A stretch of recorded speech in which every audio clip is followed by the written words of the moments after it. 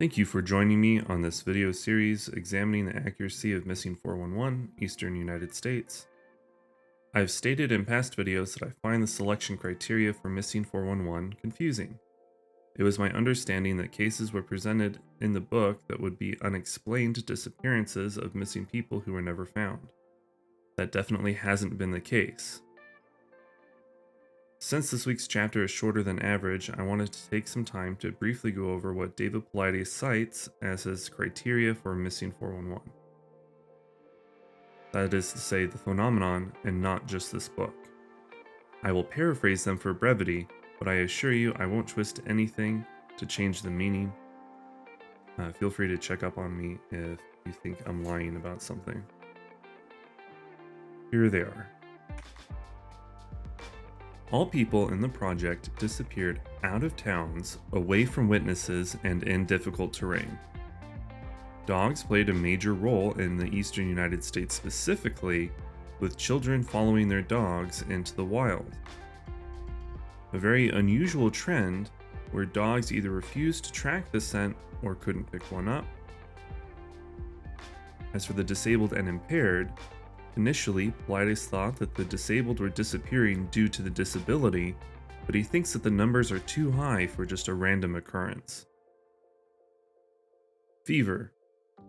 Paulides has contacted physicians about the high number of missing that come back with fevers, and they could not come up with a reason why. This is a medical anomaly.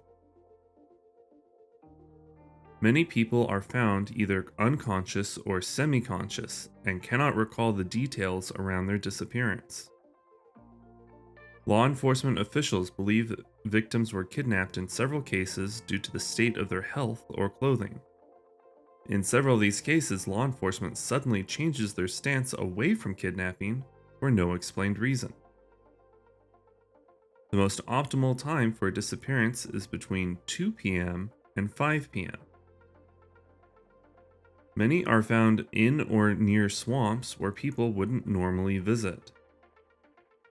People often disappear while picking berries or show up having just picked berries. Many people are found naked, and the clothes are never found in some cases. And many people are found in an area that was previously searched. Now, if you'll indulge me for a moment, I'd like to point out some common sense flaws, or what in my opinion are common sense flaws, with the criteria that you probably have already picked out yourself. Maybe I'm just skeptical, but I'll let you be the judge.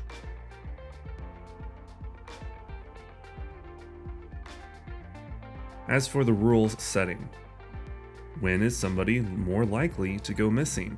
Surrounded by witnesses in a populated area, or alone out in the wilderness?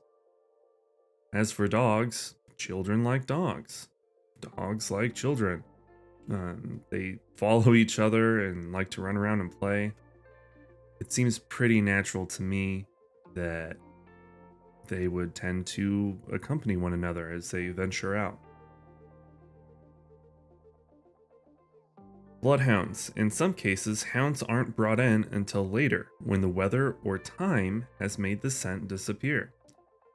Plus, we've already covered a few times when Paulides doesn't note, in the cases that he covers, that have successful bloodhound searches.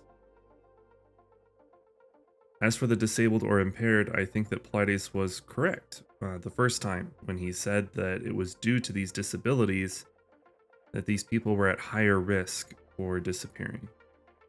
The fever thing. That just really blows me away. I would love to know what physicians he contacted so I can avoid them. You know what a symptom of a bad sunburn is? A fever. I don't think I need to explain that sunburns are very common among people who are lost outdoors and without shelter. Hardly an anomaly. One could easily say that a symptom of exposure is a fever. Conscious or semi-conscious. Lack of food, water, and sleep will do that to you. Plus, it's likely that you'd catch an illness in these conditions that would also sap your strength. Have you ever watched Survivor Man? Often, by the time that he's leaving the area, he's pretty drained. And that's a trained professional who knows what he's doing. Kidnapping. This would be something that a law enforcement agency would be forced to explore in most cases. If they change their opinion, I think it'd be fair to say it's because they don't find the evidence to support kidnapping. If the child wasn't kidnapped, then they probably left on their own. It's a process of elimination. The afternoon disappearance thing is actually one of the more interesting points. I don't have a lot to say about it besides, oh, cool, that's interesting. We've already talked about swamps and briars in another video, but even so, I'll give it to him. Yeah, swamps and briar patches. It's interesting how many people end up there. The berry thing is stupid. Is he saying that people shouldn't eat when they're missing? Berries tend to be the most available resource for people when they go missing. If you don't have any hunting implements, what else are you going to eat? For the clothing removed, it's funny that he acknowledges that search and rescue manuals indicate that children tend to remove their clothing, but he just immediately says that they're wrong since that's a stupid thing to do. You know, because children are renowned for their survival skills and sound logic in the face of danger. Found in a previously searched area.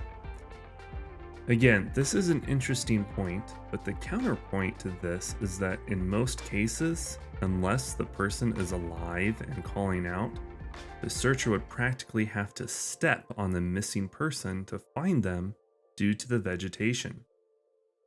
Have you ever heard the phrase, if it was a snake, it would have bit you? I mean, I'm terrible at looking for things myself. I think that most people have lost their keys in their own house and torn the place apart only to find it somewhere where they thought they had already looked. This happens. With all that aside, let's talk about today's chapter. We'll be looking at the section of the book that is dedicated to Iowa and Illinois, which only have a combined 5 cases. We'll be starting off with a case from the 1800s.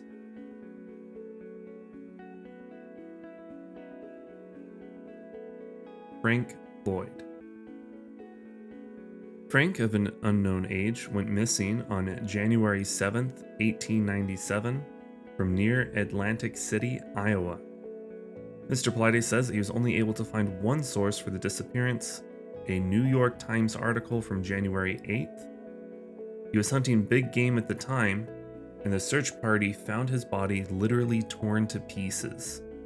His gun was near him, and a short distance away was an old sow, a wild hog, lying dead with a broken leg and a bullet wound. I'm going to quote Missing 411 here. Quote, "The article implies that the sow killed the hunter. I don't think so. Hogs don't move quickly with a broken leg, and Frank could have killed it with his rifle." Close quote. Actually, the article doesn't imply that at all. Let's review.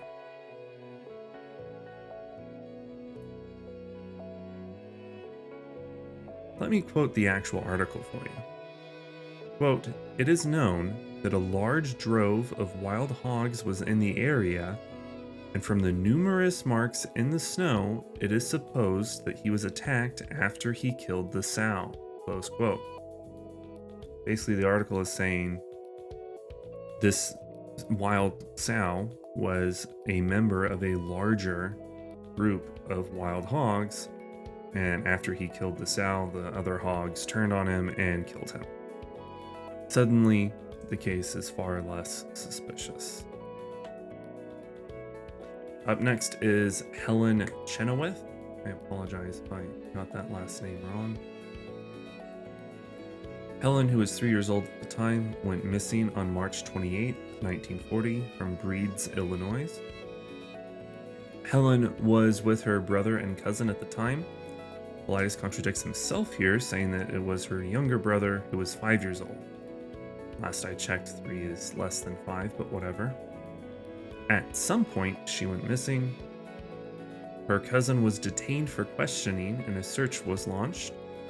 A rainstorm hampered search parties. 2 days after she went missing, she was found unconscious in a muddy area less than a mile from her home. She was dry and relatively clean. Police believe that, due to her condition, she was held captive by someone who later released her. Let's review.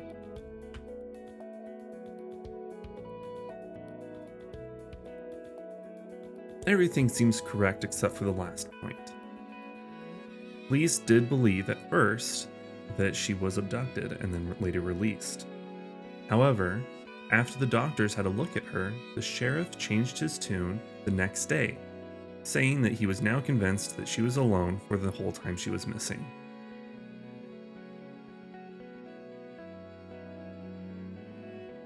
Susan Sweely. Susan, who was 2 years old at the time, went missing on August 9th, 1950, from Pearl City, Illinois.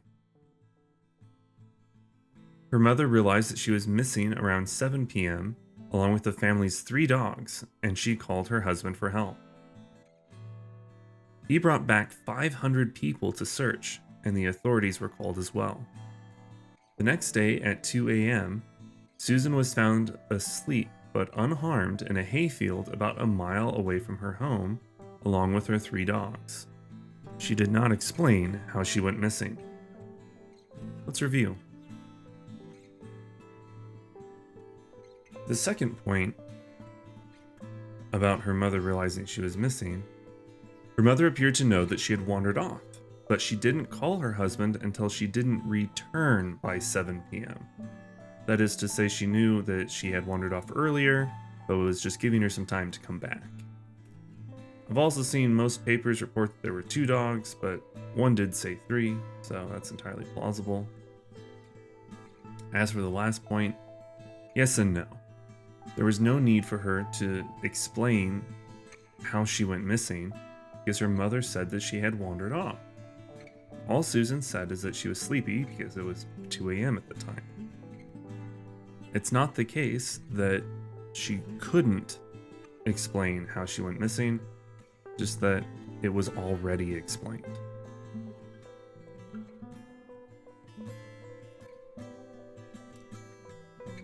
Lisa Schackelford.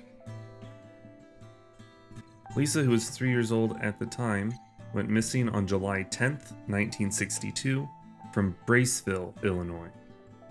She was seen arguing with 2 sisters over a toy, then storming off barefoot. At lunchtime, Lisa's mother and sister went looking for her. They followed her tracks to a tree where they found Lisa's kitten, but had lost the trail due to rain. Law enforcement was called and a 2-day search was launched with more than 1,000 participants. Dogs tracked her to a highway, but lost the trail. She was found following the train tracks 5 miles from her home. The primary thing that Mr. Politis harps on here is that he does not believe that a 3-year-old could cross interstate in 1962 without being hit by a car or picked up. Now, the 60s were a far cry from modern traffic and speed, but that aside, the articles I found agree with the information that Politis has provided.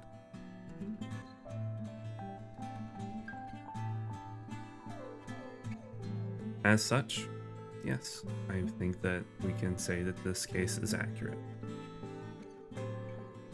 Up next is Hannah Klamecki. Hannah, who was 5 years old at the time, went missing on June 13th, 2007 from Klamecki River, Illinois. She was boating with her grandfather, David, at the time. When they did not return, authorities were called and a search was carried out. 2 days later, on June 15th, David's body was recovered from the river, less than a mile from where the boat was found tied up. As searchers were recovering the body, Hannah came out of the bushes carrying berries.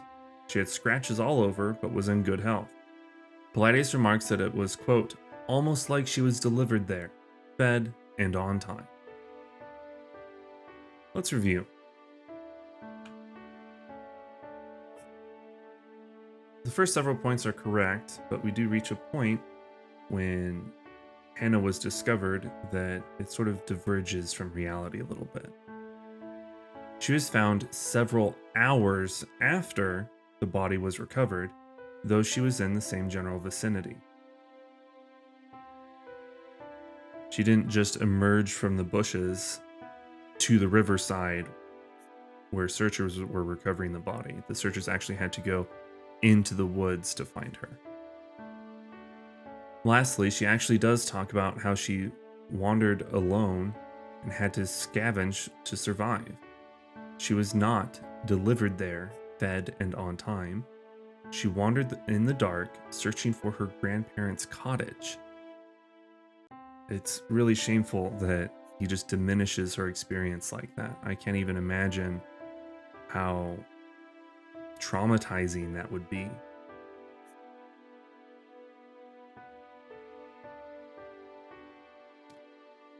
In conclusion, I want to read this last section from the chapter verbatim for you here. I want to see if it strikes you the same way as it strikes me. Quote, 4 of the people listed in this chapter disappeared from a farm or a ranch.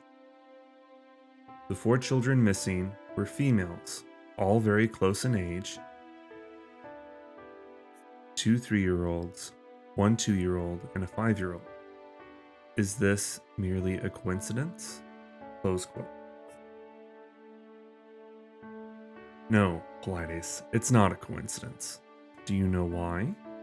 Because you're the one who picked these cases. I'm not sure if he's just not self-aware or if he's trying to put some sort of spin on this. But when you pick the cases, you control which cases appear together. Anyway, thank you for joining me on this examination of Missing 411 Eastern United States. Next time we will cover Missouri, Oklahoma, and Arkansas.